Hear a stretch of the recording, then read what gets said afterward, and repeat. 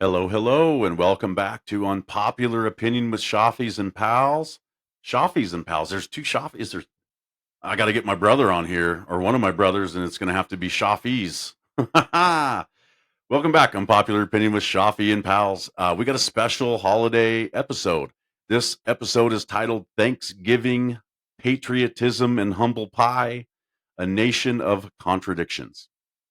Before we dive into this special episode and heavy topic, a quick personal note. I'm truly honored you're all taking this time and spending this hour with me. The love and support I'm feeling is tremendous, and I truly do not deserve you. And I hope to see everybody this Saturday. Go T-Birds. So let's get this show rocking and rolling. It's time for that new theme song. Let's hit it.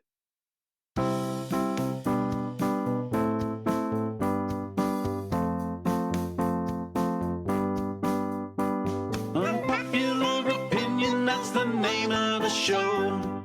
Hosted by Schaafy and some pals that he knows. We'll have a heart-to-heart, so tune in and subscribe. It's Unpopular Opinion and a hell of a vibe. Love it or dislike it, it's all just the same, because Unpopular Opinion is there in the name.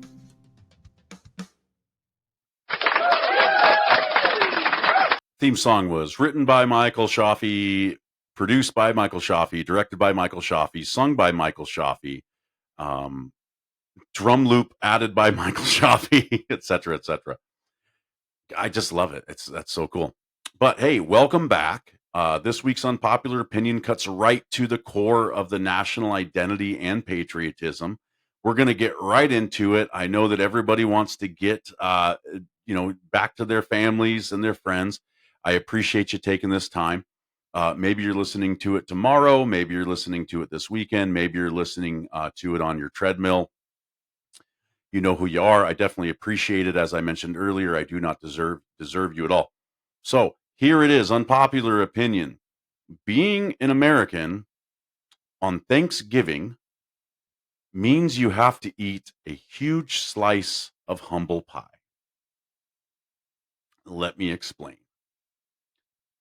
We are constantly told that we are the greatest country on earth, the land of the free, the beacon of democracy.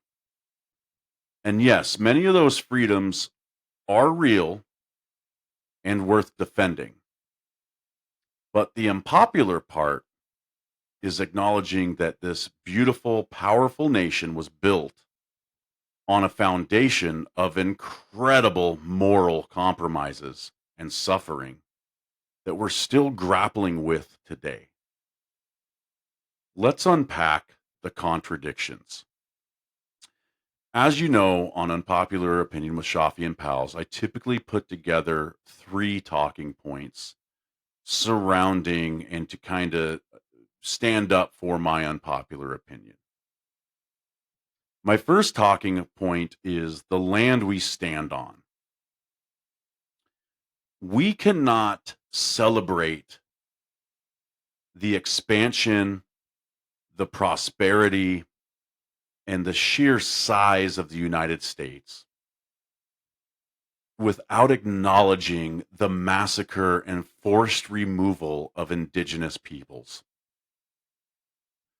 The land that holds our farms, our cities, and even those high school football fields I talk about was stolen through violence and broken treaties. It's not just an asterisk in history. It's the original sin of the American project. Being proud of the outcome requires confronting the catastrophic cost paid by the original inhabitants, and that requires humble pie. There really is an unpopular history of Thanksgiving. And to drive this point home, let's look at one of the most celebrated American holidays, Thanksgiving.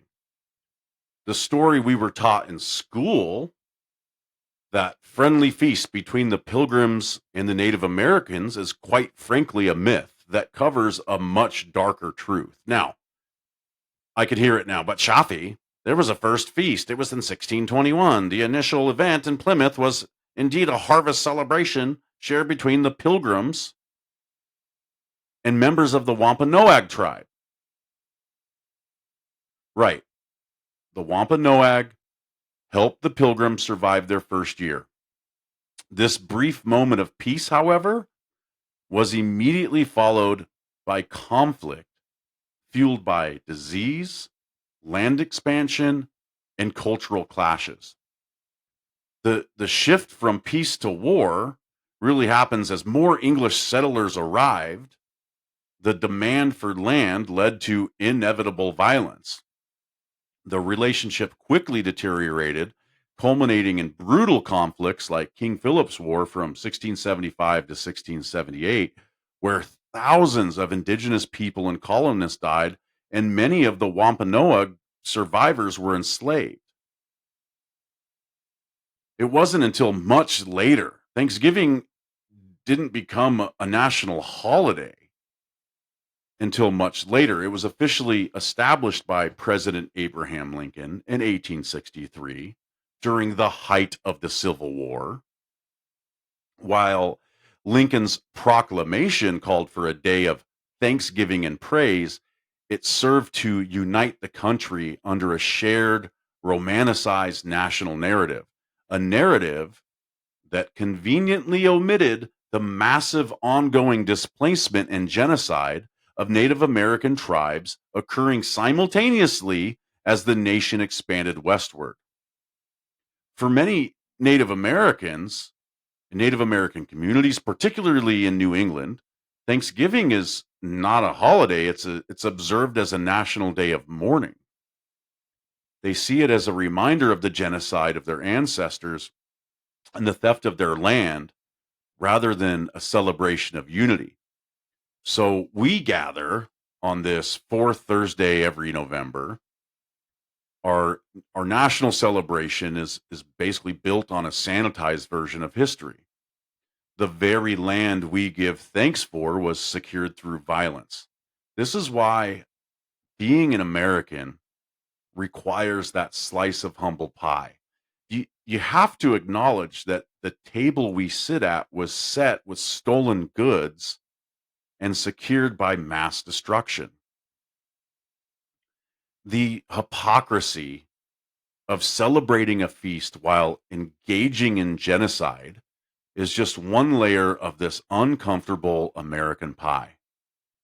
To understand how the nation grew wealthy enough to ignore this history, we must look at the other engine of American progress, the one that not just, that built not just on stolen land, but also built on the backs of the marginalized. So this goes to my second talking point, that America was built on the backs of the marginalized. When we talk about American progress and wealth, we must talk about slavery and the exploitation of immigrants. The economic engine of the early South ran entirely on the brutal, dehumanizing institution of slavery. That wealth and the systemic racism it created didn't just disappear with the Civil War, it reshaped the country. Following that, waves of immigrants built the infrastructure, the railroads, the factories, often working in dangerous conditions for little pay, fueling the Industrial Revolution. Our success isn't just a testament to grit, it's a testament to the willingness of a few to profit immensely from the forced labor and systemic oppression of others. This wasn't just a moral wrong, it was the single biggest source of capital and labor for the first 250 years of this country's history. And I'll give you a couple examples. The cotton economy.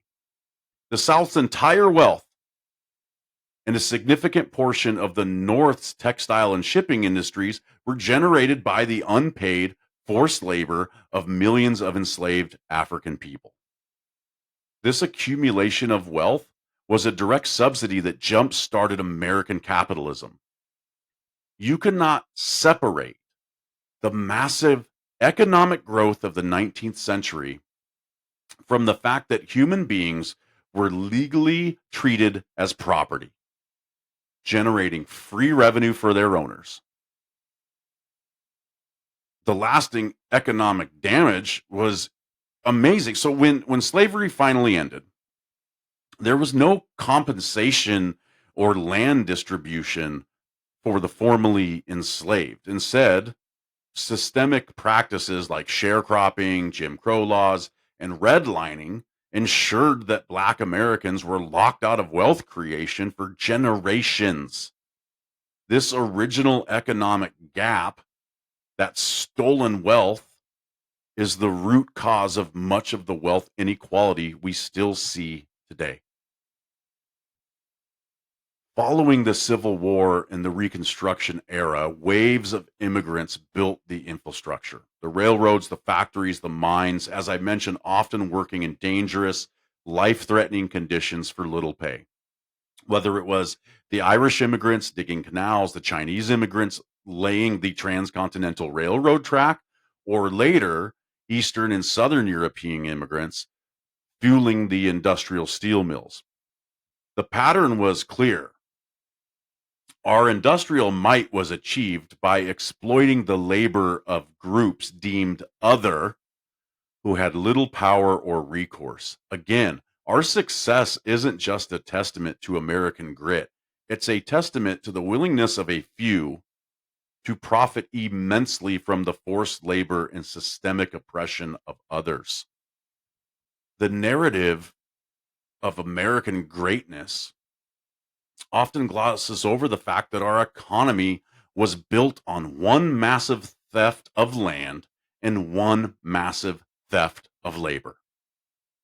But the most insidious part of this history is how we use the concept of freedom to justify it all. It leads us directly to the final contradiction. It's my third talking point. Freedom versus acknowledgement. The pushback to this unpopular opinion is usually, but we're the freest country in the world, and that's partially true. We have freedoms people in many nations can only dream of, but those freedoms were not extended equally at the start, and they're not guaranteed today. The freedom we enjoy was secured by people who were simultaneously enslaving others. The power we have was achieved by taking from others. To be a truly proud American, you shouldn't have to sanitize the past. You must hold the good, our democratic ideals, and the bad, our historical actions, in the same hand. Acknowledging the debt of history is the first step toward moral leadership. So let's slow down for a moment. And I want to jump into the heart to heart segment. And today, the conflict I'm wrestling with is centered around the dinner table. As a father,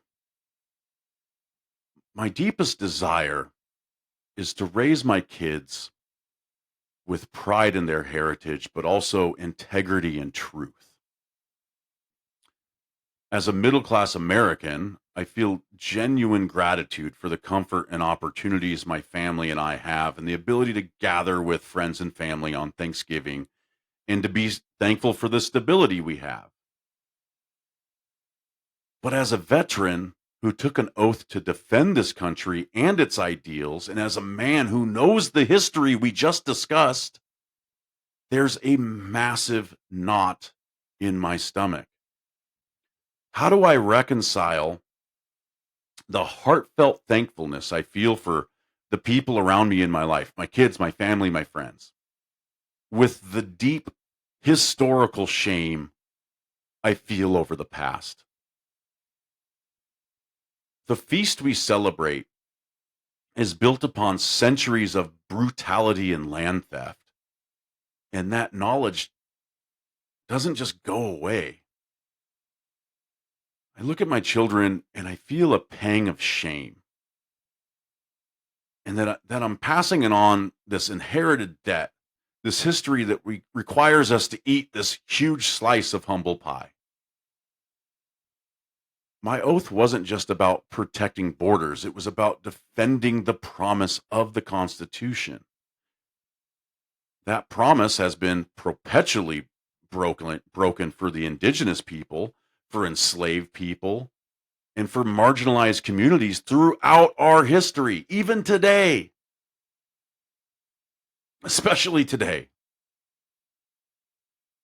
The pride I feel for serving the ideals of this country is real, but it's now inseparable from the sadness I feel for its failures. True patriotism for me now is not about blinding myself with a flag.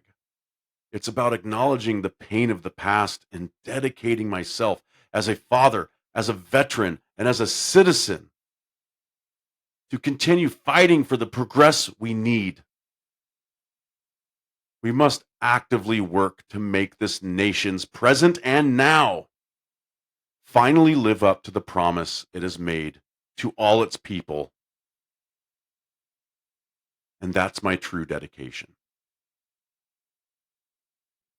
That's why I started this podcast. That's why I do episodes like this. I want to thank you again for joining me. We're almost out of time here. We're keeping it short and sweet for you. I'm going to go ahead and hit that song one more time. I want you to stick around after the song, and we have a little People Are Talking segment.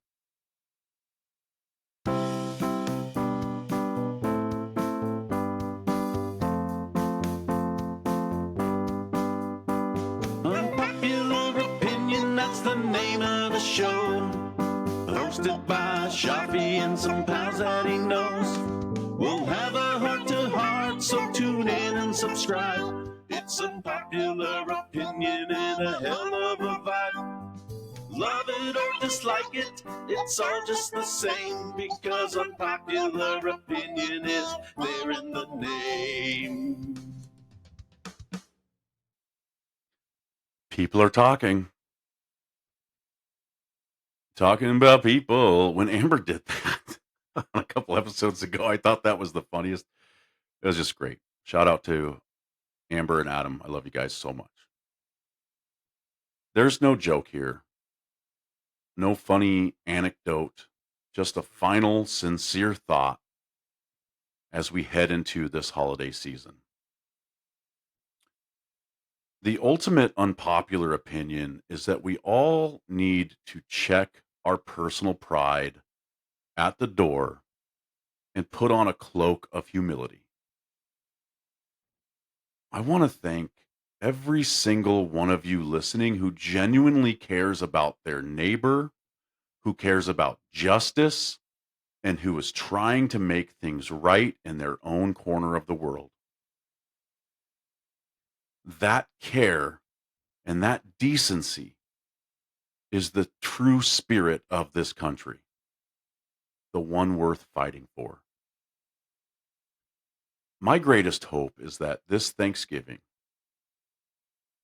every one of us finds a moment to step away from the immediate feast and reflect on the difficult truths of how this nation was built. If we can truly internalize the cost of our freedom, we can then together make the powerful commitment to progress, to work toward a future where our nation's actions truly reflect the beautiful ideals we swear to uphold. Thank you for eating this huge slice of humble pie with me. And on that note, we wrap up Thanksgiving, patriotism, and humble pie, a nation of contradictions. Thank you for tuning in to Unpopular Opinion with Schaafy and Pals. Schaafy out.